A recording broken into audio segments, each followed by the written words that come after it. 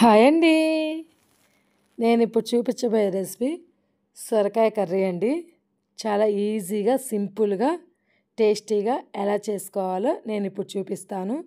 ఇందులో నేను ఎటువంటి మసాలాలు యాడ్ చేయను.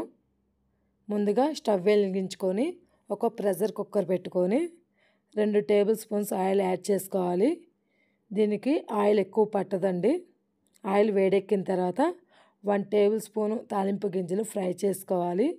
ముందుగానే ఒక మీడియం సైజు సొరకాయని చెక్కు తీసుకొని ఇలా సన్నగా ముక్కలు తరిగి పెట్టుకోవాలి. ఇప్పుడు కొంచెం కరివేపాకు యాడ్ చేసుకుందాం. ఇది ఫ్రై అయిపోయిన తర్వాత ముందుగా కట్ చేసి పెట్టుకున్న ముక్కల్ని యాడ్ చేసుకోవాలి. నేను విజిల్ పెట్టకుండా ఒక 5 నిమిషాల పాటు మీడియం ఫ్లేమ్లో పెట్టి ఉడికించుకుంటున్నాను. మీరు విజిల్ కావాలి అంటే చూసారు కదా, దానికి సరిపడా బెల్లం కూడా పక్కన పెట్టుకున్నాను. మీరు విజిల్ పెట్టేటట్టయితే ఇందులోనే ఉప్పు, కారం, కొంచెం పసుపు వేసి విజిల్ 2-3 విజిల్స్ వస్తే సరిపోతుంది. తర్వాత మీరు తాలింపు పెట్టేసుకోవచ్చు. ఇప్పుడు 1/2 టీ స్పూన్ పసుపు, కొంచెం సాల్ట్, 1/2 టీ స్పూన్ కారం యాడ్ చేస్తున్నాను.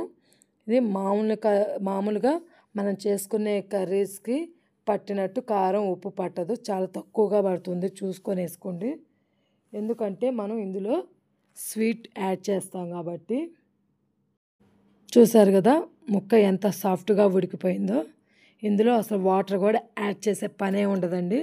మనకి సొరకాయలో ఉన్న వాటర్తోనే ఈ కర్రీ అనేది మగ్గిపోతుంది. మనం ఇలా కుక్కర్లో చేసుకోవటం వల్ల ఈజీగా మగ్గిపోతుంది.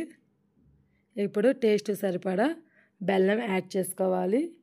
మీరు ఎక్కువగా స్వీట్ తినే వాళ్ళైతే ఇంకొంచెం బెల్లం యాడ్ చేసుకోండి.